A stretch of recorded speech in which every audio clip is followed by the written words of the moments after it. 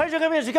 张忠谋在台积电的运动大会里面特别谈到，就是现在半导体产业来说，全球化已经死了，世界贸易已经死了。那当时大家还不了解为什么张忠谋会这样讲，现在你看到了川普虽然当时还没有就任，可是他整个气势已经展开了，整个运作工程已经蓄势待发。他现在有一个 Agenda 47，也就是他第47任美国总统，他已经有一些核心的议题。这核心议题总共有20个，你看了这20个核心议题，你就真的确定已经没有全球化了。现在只有美国再次伟大，只有将所有的美国利益放到第一的位置。它里面特别明指的是，现在要停止外包了，要将美国变成制造业的超级大国。过去开始全球化的时候，就是因为整个美国的精英认为说，我要利用全世界最合理的人力、最合理的资源，我用全世界建构了一个合理的生产网络。所以美国开始把很多的工厂外移，现在没有了。现在你这些工厂全部一个一个都要给我回来，而且他讲了，他现在要进行一个美国有史以来最大规模的一个驱逐行动。这个驱逐行动里面，第一个是我要将边境全部封锁，封锁了以后，移民不可以再进来，进来以后你的非法移民我要把你赶出去。还不止如此，他根本就在做了一个意识形态的斗争。我们知道这几年来，整个美国，我们讲他所谓的进步思想，在性别上面做了很多的开放，现在没有了。他现在怎么说？说你现在的跨性别的男性，你给我远离女性。怎么说呢？你不要告诉我说你觉得你是女性，你就是女性；你不要告诉我说你是女性，你就是女性，然后你可以参加女子的运动；你不要告诉我说你是女性，你就是女性，然后你可以去女生的厕所上厕所。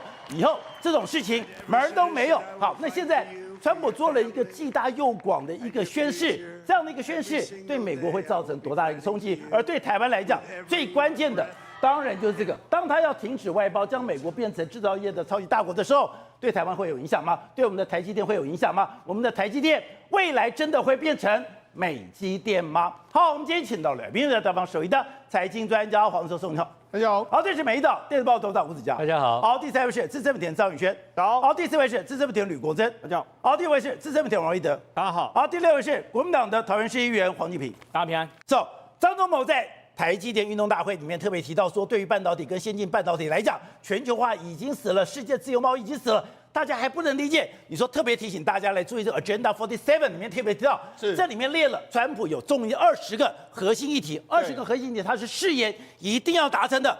那你看了这20个核心议题的时候，你才知道，原来他是要搞革命的，对，他是要把整个美国做一个翻天覆地的大变化。第一个就是真的以后没有全球化了，所有东西我要再拿回美国，我们已经不要外包了，所有美国东西能够自己做的，我全部都要自己做。还有，你现在这些移民都不要再来了。来了以后，我把你赶出去。更可怕的是，连这几年的性别议题 LGBT， 我们刚刚讲到，以前都说要尊重这个性别，所以你觉得你是女性，我就尊重你是女性。他说，以后没有这回事了。而且，川普的这个第二任期来说会让我们看到一个跟过去完全不一样的美国，而且这个美国可能会完全我们都不认识。为什么完全不认识？不是我看了以后，我觉得他根本在打一场十字军战争。对啊，为什么这样说呢？第一个，因为他有一个 Agenda 47，就是说他的第47任总统任内的时候，他要做的事情20件。里面来说，我跟大家讲几个简单，跟我们台湾最相关的，他就说，我们现在不要外包了，我们现在要把美国变成是制造业的大国。所以呢，未来呢，所有的外面的东西，你就给我回到美国来生产。这里面当然首当其冲是中国，因为中国呢，目前为止来说，有一年要输给他的大概5000多亿的商品，现在可能不知道怎么办。对，好，再来是台湾。台湾，你看张忠谋董事长说全球化已死，世界自由贸易已死，原因就在这个地方。因为川普上来之后呢，没有这种东西，所以台积电也可能要到美国去，非去不可了吧？没办法，因为川普已经讲了，要让美国变成是制造业的大国啊。重点在停止外包。对，那同时他会放松所有的管制，所以这也是为什么这次伊隆马斯克会跟这个川普两屌嘛。你什么电动车管制也放松啊，什么管制都放松的话，未来我在美国会变得很强，美国的竞争力或许会很强。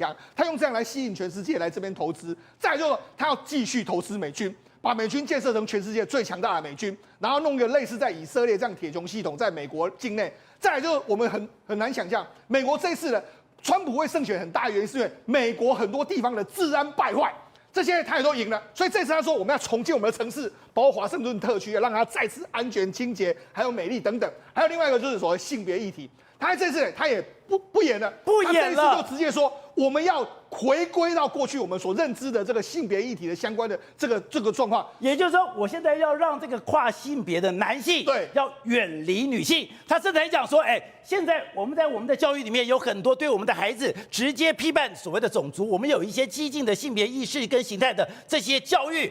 我要把你全部都拿掉。对，所以等于是说，你可以看一个完全不一样，跟我们想象中不一样的美国会在未来4年会出现。好，那我们就讲，实际上这一次川普还会胜选，还有一个非常重要的原因，就是他在边境地带几乎是完全赢的。比如说亚利桑那州，或是说内华达州，很多地方都赢。为什么？因为他现在主张封锁边境，立刻阻止这个移民入侵，然后史上最大规模的驱逐行动要展开了。所以我不但是要筑高墙，我不但是让你移民不容易进来，连你已经进来的移民，我也要实施一个美国史上最大规模的驱逐行动。所以宝杰，你知道，事实上他当选之后，那有一种类股的股票涨非常多，那就是监狱的股票。监狱，因为什么？因为他说驱逐行动之后会把这些人赶到监狱去，所以监狱就是这样子的一个状况。好，另外就讲，我们讲，他不只是说要停止外包，让美国成为制造业超级大国，他还要变成是全世界最主要的能源生产国。所以也就是说，他要开放什么？你这个页岩油啦、天然气啊，能够开采都给你开采。所以呢，电动车这种发展来说，它也会停止。所以呢，事实上它接下来那种什么绿能产业，它完全都不一样。所以现在跟我们所主张的东西是完全相反的。他不要这些绿能产业。所以你就知道，事实上为什么会对全世界有非常大的冲击，原因就在这个地方。所以有人做一个最简单的区隔，就是你现在分什么？分美国内跟分美国外。对，你分美国内里面，我就开始给你减税，我就开始给你说吧，把这个所有的负担压到最低。对，甚至我把你的限制也减到最低。对，过去你美国其实对电动车有很多的限制，你过去对这个安全有很多的限制。对，所以这个伊隆马斯克非常非常的不爽，现在没有了。你现在在中国，你可以做自家的测试，你在美国也可以做。你现在在中国可以做什么东西？你在美国也可以做。你这些规范的条件，我越放越收，而且我的税越来越低。可是我对其他国家，我给你筑起高墙，对，可以重税。对，所以你看他的政策是不太一样。另外那个防止第3次世界大战，恢复欧洲还有中东的和平。所以现在中东跟欧洲他会完全把它处理掉。再来就是他要做所谓铁穹系统，然后打造美国作为全世界最强大的这个军队，这是这样。另外一个他有一个我觉得非常有意思哦，维持美元作为世界储备货币的地位。他说，如果你不用美元的，我会处分你。真假的？所以他这样他说的，你不用美元的话，我会处分你。所以事实上他现在真的是完全非常强大跟意志的。所以这个也是冲着中国来的，因为中国一直希望在金砖5国或者跟他所有的买石油跟沙特阿拉伯之间，对，用人民币做这个计价。所以你今天想要不用美元计价，用人民币计价的话，你就是跟川普为敌。对，另外一个很多方面都是包括说像性别意识，或者说包括说像所谓的他说校园，目前为止很多美国校园有支持哈马斯，我们要把它驱逐出去。然后另外我觉得跟台湾有关系，他说确保我们的选举安全，包括当天投票、选民的这个身份识别、纸本选票，还有公民身份证证明等等。这就是为什么之前伊隆马斯克有转贴一个台湾投票的这个状况。所以那上未来的美国真的会走出，如果4年下来的话，会让我们跟以前的美国是完全不一样的这个美国。好，所以我们刚刚讲到，你现在当然这个冲击越来越大的时候，有一个国家非常紧张。当然，台湾现在一定要睁大眼睛来看这样的一个发展对台湾到底是好还是坏？我们到底要为川普当选付出多少的代价？在中国来讲，非常可怕的是，他现在刚刚当选，刚刚当选，美国商务部就开始施压喽。施压这之前不是我们台积电的晶片怎么跑到了华为的手机里面去？这个是可忍，孰不可忍。所以现在已经下了一个命令，你现在台积电7奈米以下的产品，你绝对不可以有任何的中国客户。没错，现在传出来的这个消息就是说，台积电已经通知了中国的相关的客户说，7奈米以下的这个晶片，我已经帮你不帮你代工了。那这里面包括说像 AI 晶片。电动车自驾的这个系统，还有 GPU 等等，几乎都没办法用，所以等于是中国7奈米以下先进制程，他们是完全拿不到相关的这个晶片的这个来源了。所以刚刚讲到的，美国现在所谓的再次伟大，就是我解除了美国内部的限制，我解除了税。他说以后你给小费完全不用再收税，劳工我要给你大量的减税。对，当然呢，你现在在加诸在美国商业上，以前不知道跟你讲什么反托拉斯法啦，给你有的没有的限制，是现在。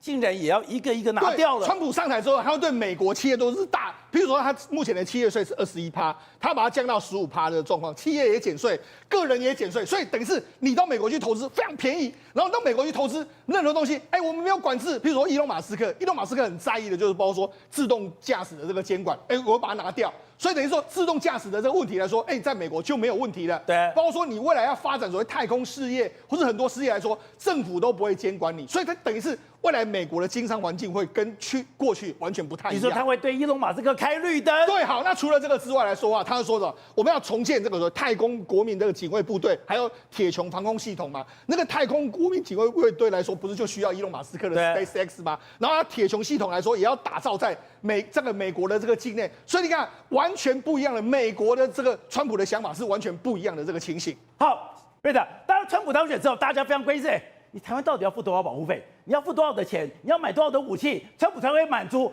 可是后来你跟我们提了一个表，我自己看了以后也吓一跳，是搞了半天，当时我们最重要的是反辐射飞弹了，我们的这个所谓的 MK48的鱼雷，我们想买很久买不到的，包括我们刚刚讲 F16B、F16A 跟 B 的这个升级方案，包括我们的这个所谓的 M1A2 的这个坦克，包括我们的海马斯火箭弹，竟然都是在川普第一任的时代卖给我们的。我讲个笑话好了，这次在美国总统大选的那个选举过程当中，川普不止一次讲说台湾要付保护费，对不对？那么你知道一件事，在日本，如果山口组要你付保护费，你付了以后就给你一束花，花上面有个山口组的菱形标志，如果放了这把花在门口的话，全日本所有的帮派谁敢来，山口组立刻跟他火拼啊！真假的？当然是这样。各位，如果你到日本去看到前面有一个菱形的那个标志，上面一个就是山，下面一个就是口，山口组的地盘，我付你保护费。山口组还敢有人来说保护费的话，跟你开拼火拼啊，跟你开干啊！所以呢，事实上就怕对方不开口而已啊。为什么这样讲？如果你去看川普当年当总统的时候，我这个人有什么讲什么，我讲坦白的。川普当总统的时候，就卖给我们什么？上个月底来的海马斯火箭弹相关的系列来了11套，对不对？海马斯是川普卖我们的，海马斯是川普卖给我们的。当时当总统不是拜登卖的。上个月真的来到台湾了。海马斯火箭弹好不好用？去问问乌克兰的军方就了解了嘛。还有问问俄罗斯嘛？为什么？因为随便一颗就端掉了俄罗斯整个阵地嘛。俄罗斯最先进的飞弹防御系统跟全部被它端掉嘛。所以海马斯火箭弹当然对台湾来讲，300公里的误差在10公尺之内啊，这样好的一个火箭弹，不客气说了。对岸的中国火箭弹有一堆了，但是没有一颗像海马斯火箭弹那么准的嘛。所以呢，当时川普卖给台湾。那除此之外呢，马上这个最快在本月底到下个月初会来到台湾的38辆 M1A2T 的布莱德坦克。那么这个布莱德坦克呢，跟各位等于说介绍一下，台湾我们买的时候呢，特别加价购买的相关的电力系统。所以呢，我们来的这一批比美军现用的 M1A2 还要棒这38辆呢来了。那紧接着来，明年后年总共全部都到了以后呢，108辆会放在什么地方你们大家都知道了，新竹湖口的装甲兵，还有桃园台地等这些地方，捍卫我们的这个等于中枢嘛。还有除此之外呢，包括还包括这个等于说MQ9B 的4架的死神无人机。对，宝杰，你知道这4架无人机既然川普不是要跟我们收保护费吗？对，我告诉你，我们给他加码。我们买的这4架的 MQ9B 的这个等于说死神无人机，你知道这个无人机除了可以加装挂架挂地狱火飞弹之外，你知不知道台湾有一个梦寐以求，在川普上一任当总统的时候没有卖给台湾的智慧型水雷，可以直接挂在 MQ9B 的无人机上面，它可以放水雷。对，这个智慧型水雷，对不对？可以直接挂在上面。我们的 F16我们的这个 C131都 P3C 反潜机都可以挂这个智慧型水雷，连这4架要卖给台湾的 MQ9B 的死神无人机呢，都可以挂这个智慧型水雷啊！各位，我们不是有那个中科院的我们相关的万象1型、2型什么什么水雷，对不对？一来老旧二来那么它数量没那么大，智慧型水雷，川普上次用我们要买不卖。而拜登是现在的副总统萧美琴那时候当驻美代表的时候，去跟他讲了好几次，不卖就是不卖嘛。智慧型水雷，你不是要台湾发展这个所谓的不对称作战嘛？告诉你，只要有这个智慧型水雷，我告诉各位，它现在不是有动拐5、动拐6、动拐1、动拐2的很多的大型的这个相关的，那么登陆舰要把兵给跟包括海马斯气力坦克运过来嘛？对，只要有这个智慧型水雷，他们要运过来的时候，他们会多想想再过来。为什么？因为它可以潜在这个台湾海峡。我们现在的万象水雷都只能在港口附近30-40公里，最远你不会超过那个地方。智慧型水雷直接在海峡中线就下去了。下去以后呢，里面内建的电脑，只要我们打开了以后呢，它自己分辨把动拐1、动拐2、动拐5、动拐6全部内建在里面。智慧型水雷自己会抓，对，来了以后自己起来就把你炸了。所以你要知道，那么除此之外呢，事实上拜登在当时就把很多的这个相关包括 F-16V 啊，就是 F-16CD 的，川普就把 F-16V 上面的相关的这个雷达呢，事实上呢就可以测到，不客气说了，连歼20都测得到了。但是问题来了，这些都是川普当时卖给台湾的嘛。对。但是那时候因为他旁边的测试啊，都对台湾比较等于说啊，这个对台湾比较友善嘛。那相较之下，我不是以美论，但是我说实话，拜登这个老狐狸，过去3年半。没有卖台湾一个像高科技的武器嘛？他不是卖很多吗？卖16次，对不对？卖16次，没有一个高科技武器，我非常不爽。我可以告诉大家，因为他对台湾虽然有什么有那个快要500亿的什么军援啊，这个子弹啊，什么东西，他最多送我们300枚的刺针飞弹，已经运到台湾来，送的。台湾要买的500枚还没过来，但是300枚送的过来了。然后呢，托式2B 的飞弹买了1700枚，460枚先过来。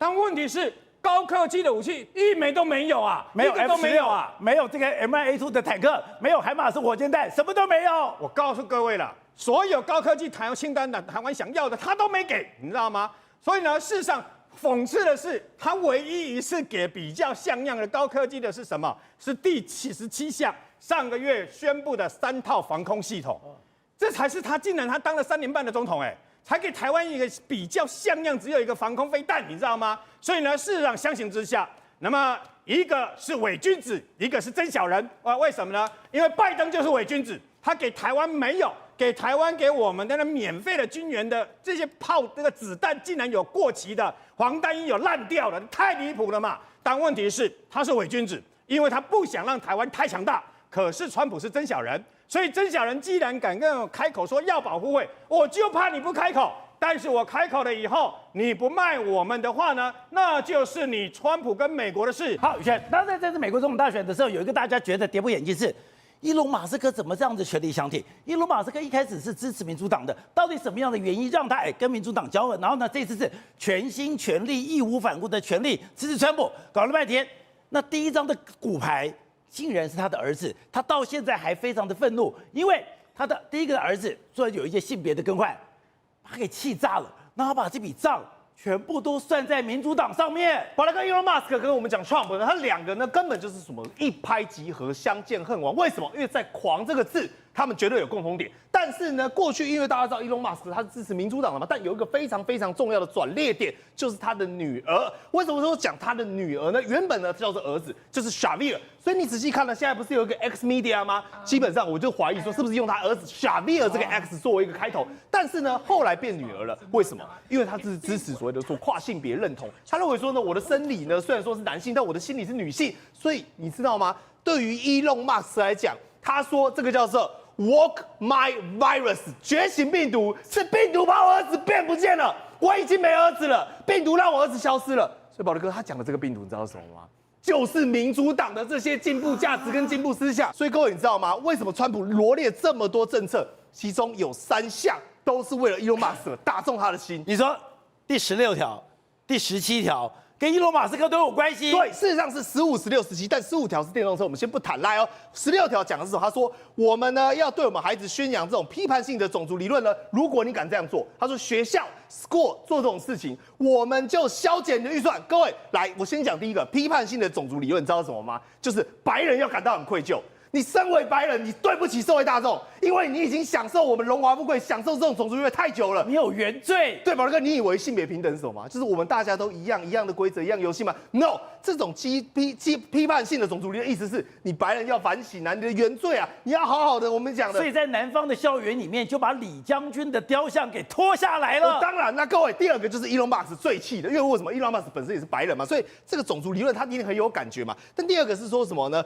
不适当的，我们讲的是激进性别意识形态。对，各位，你知道什么叫激进性别意识形态吗？宝德哥，请问一下，你是男性还是女性？我当然是男性啊！哎呀，你说你性别歧视，我是性别歧视。因为我跟你讲，我们所有人都没有性别，我们是性别流动的。有时候呢，我会偏向女性，有时候我会偏向男性，所以我们处于这种状况，你要喜欢男性、女性，没有人可以认定。所以你如果生理是男性，对不对？只要你心里觉得说我是女性，那你就可以成为女性，这个叫做激进派女性主义。而且，你在跟我你如何反对，对不对？你性别歧视，马上拖去斩了，就是这样子。所以他们你说现在美国左派是这样搞，对，美国校园现在在教这一套啊。所以我讲为什么而且现在台湾很多政治人物也在搞这一套。对嘛？所以为什么会有时候很多什么运动场合啊、比赛啊，对不对？然后有些男性根本就完全看起来就留一个胡渣，然后他从小到大都生长是男性的。美国就有这种案例哦，他从小到大他就是什么骑重机，然后他就觉得我是男的，他就本来就是男的哦，然后他突然间发现有这个东西之后，他说：“哦，这个太好了，我是女性。”他就说我是女性，然后跑去暴打那些女性的运动员。也就是说，他本来有一个人，他是把他在美国这个游泳的里面，他在男性比例里面都在100名之外，他根本连排不到100名之内。可是他说，我有一天说，哎，不对哦，我是个女性，我是个女性之后，我就参加游泳比赛，参加女子游泳比赛，他都是第1名，那是第1名。想说我应该做了一些更正嘛，没有。后来跟他一起的这些女性选手非常愤怒，为什么非常愤怒？他说他没有做过任何手术，他脱光的时候，他男性的特质还在，就在我们前面晃来晃去。把那个搞不好更离谱，回家他说他还有老婆，所以你知道吗？各位，这就是他讲的第17项，要让这些跨性别的男性离开女性的运动、女性的 sport。那为什么会这样讲？我跟各位讲，其实这些概念原本都是对的，但是呢，出现一个大问题，你变得强迫了。因为我学社会学的，就我们来讲，这个什么 option。它是一个选项，就是你不要强迫整个社会大众都一定要接受这套价值，就是说，但是我们要保留他们一点空间嘛。比如说，他认为自己是女性，那就让他去当嘛，对不对？我们不用去强迫他。可是现在他们说，民主党为什么引起大家这么反弹？为什么伊隆马斯这么生气？因为你是强迫我们所有的下一代都得要接受这个思想。那宝德哥，你知道为什么他要下一代接受这个思想吗？为什么？因为就会投民主党。啊，你的票就会来投我嘛，跟移民政策一样啊。为什么他第一段讲这个移民入侵？为什么那个大妈那么生气？所以伊隆马斯克有讲哦。移民政策就是民主党的阴谋，因为民主党就是要大量的移民，大量的移民开始以后，他就要用基因开始改变美国的种族的基因，改变美国的种族基因之后，民主党就永远执政了。宝力哥，我帮你加注2个字：非法移民。因为现在民主来做的事情就是说，大量的让各州全部都引进非法移民，没关系，中来，然后我让你就地合法化。所以你仔细听昨天那个美国大妈讲一句很重要，他说我是光明正大来的，那现在是走后门从 border 跳进来的，我这种移民跟他移民不一样。所以宝力哥，你想想看，为什么伊隆马斯克这么支持他？其实原本他根本不是，原本他也是民主党，但是他后来发现说不是，这一切都变了调，你知道吗？连我儿子都变了，连我儿子都消失了，变女儿了。My virus。对，他说这根本就是病毒，因为他后来我跟你讲，伊隆马斯克一定是发现一件事情，你民主党根本不是说打从心里认同这些理念，你只是想要透过这些理念，暴力式的强迫全美都接受，借以来增加自己的票源。那不跟台湾的 Face 一样吗？对，没有错，这是我们讲意识形态挂帅，但实际是为了选票目的。所以我跟你讲，不管是说你从科技的发展，或者说电动车发展，甚至是说上火星这个美梦，其实伊隆马斯克他跟川普他们的 DNA 里面都一样，是属于世界级的狂人，只不过差一个转捩点，而这个转捩点就是他的儿子变女儿，最后让他完全跟川普站队。好，国才刚刚讲说，现在川普有一个这样讲的20条的核心价值，20条的核心价值，他说他在任内一定会坚持做下去。这20条的坚持做下去里面，刚刚讲有一个非常关键，就是他要拿开很多对电动车的管制，这也是伊隆马斯克非常要的。我才知道说，哦，原来中国已经放松很多了。中国在杭州，中国在上海有很多地方你是可以大量的使用无人这个驾驶，还有他们现在连无人直升机都开放了。可是美国全部管制，而美国管制最不爽的就是马斯克了。对，因为马斯克为什么支持他？因为美国对自驾这个管制非常严格，你怕路上会有问题，怕飞机会撞到人，其实都不能上路，只能在限定范围。可是中国大陆非常夸张，是你只要人上路，你只要人试，全部都给你试，即便坑消费者、乘客下不了车，一样照理让你上路。所以中国跑得非常快，所以马斯克才会担心说，我电动车的电池跟价格都已经输了，如果自驾技术还输，那怎么办？对，所以中国跑得很前面，才是伊隆马斯克支持川普的原因是，中国实在跑太快了。你说他们现在中国连无人计程车空中飞都有了，你知道吗？我第一天到了深圳，我看到天空都是无人机在载货的时候，天空都是无人机在载货的时候，我很压抑。我们摄影每个人看，然后大妈跟我说，因为载我们去的出租车是大妈跟我说，每天都在飞，你们这乡巴佬是在高兴什么，在兴奋什么？台湾来的乡巴佬，所以我们讲我们的 Uber 或者我们的 Uber Eat 的，我们是用这个所谓的摩托车，有的脚踏车或者用车子来送，他们没有，他们现在的 Uber 或者这个所谓的载送的，是用这个无人机运送了。所以深圳最有名的就是无人机嘛，大疆无人机在那边嘛，所以你真的出了机场往市区跑的时候，你真的看到天空有无人机载东西，所以我还特地跑到了这个地方，叫美团真的在送货的地方，这个就是我。这是他们在中国送货。对啊，这个就是我本人。我到了那个地方，我还用2只手机去认证，因为第一个手机认证失败，后来换我的。我真的点了3杯尼克架的杨枝甘露，到现在我还想那3杯杨枝甘露，因为它真的送来了。我看了手机可以看它送来等一下，。我看，这个是商周的报道，然后这个是国城，国城就在这里，然后呢，我就在这边这个直接下载，然后呢，这是空无一人，这是一个公园呢，它居然就有一个无人机把杨枝甘露送到你的面前了。没有，中国是什么都是，但是坑消费者也没关系，它是丢到这个里面的箱子，你要输入手机后四码，结果输入错误，因为中国是10码，台湾是9码。可能是这个软体问题，所以我后四码永远都是错的。那你的杨枝甘露呢？杨枝甘露还在里面，我人在台湾了，而且我到现在还不愿意签说77块，我还打去客服，我打的客服比国际电话还要多，这个国际电话钱比77还多，我就一直问他说我的杨枝甘露呢？他说亲爱的请输入手机后四码，就是打不开嘛。好，那我远端帮你打开，还是打不开嘛。中国就是这样，我先让你上路就关，反正就是444。消费者拿不到，那是你家的事情。77块还不愿还给我，他们很容易容错。更有趣的是，中国的无人车叫什么？马斯克怕的是什么？萝卜快跑，但是萝卜快跑，出租车司机什么？你看到萝卜又要快跑，我这一次差点带榔头去，你知道吗？我怕下不了车啊，因为到时候跟杨枝甘露一样锁在里面。后来我是用中国手机，你按下去就会开，结果无人车真的开了，无人车来这样。来了一个司机，为什么要有司机？因为中国是先试再说，先上路再说。其实是出租车这个司机告诉我们很清楚，因为他看到障碍物，他跑不动，所以一定要随时有人介入开车。所以不是真的无人车，无人车只要有车，他就要司机，因为他跑不动。所以中国就是这样，我先试再多，先上路就是要拼得比美国快。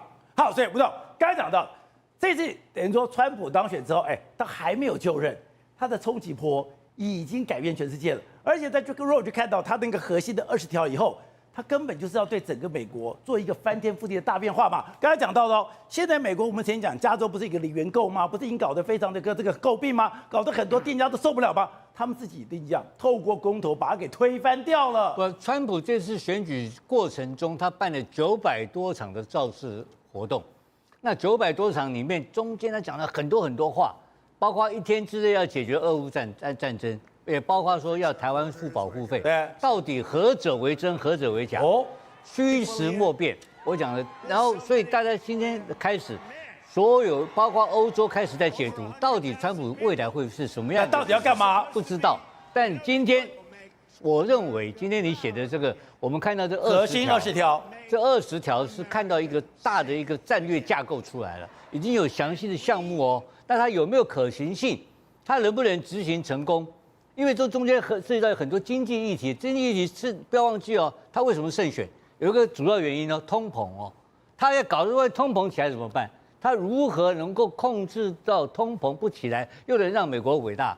所以这整个是一个非常庞大的运动，它不是要1天之内完成，这个整个事情完成可能要20年的时间，所以它根本上还是回到它的基本面。什么叫基本面？就是它的 MAGA， 就是 Make America Great Again， 让美国再次伟大。它变成一个运动的话，就不是1天2天的问题了。对，那我们要来探讨川普的力量来源来自于哪里？来哪里？那你要知道，所以你要从他的胜选当天晚上的演讲，我特别注意到胜选的演讲的几个，他是非常不是很长的演讲，但是那个演讲内容你要去解读他的话，很有力量。第一个很有力量，第一句话，你看他讲得很清楚，他说：“上帝啊，保全我的生命啊是有原因的。”你看到没有？他 God spared my life for a reason， 他有原因的。什么原因呢？他原因他后面前面讲一大堆，其实最后一句话他说什么？让我们美国是有一个黄金的年代。他是我们讲，所以他是什么意思呢？他的力量不是来自于他个人，很多人在分析他这次赢多少，我认为不是。是他这一次幸免于难，他认为那个恩德是来自于上帝，那个是来自于他的信仰，他的基督教的福音派的信仰。所以是什么？他是谁？他不是美国总统，神选之人，他是神选之人呐、他这个神选之人，所以很多人解读川普都错了，他大嘴巴，他乱讲的。这次不是，这次是玩真的，他真的跟你搞到底，包括欧洲都还没有准备好哦，但是川普已经准备好了，他会坚持这个下去，而且他会颠覆整个地球，他把解放了整个美国所有的想象力跟创造能力。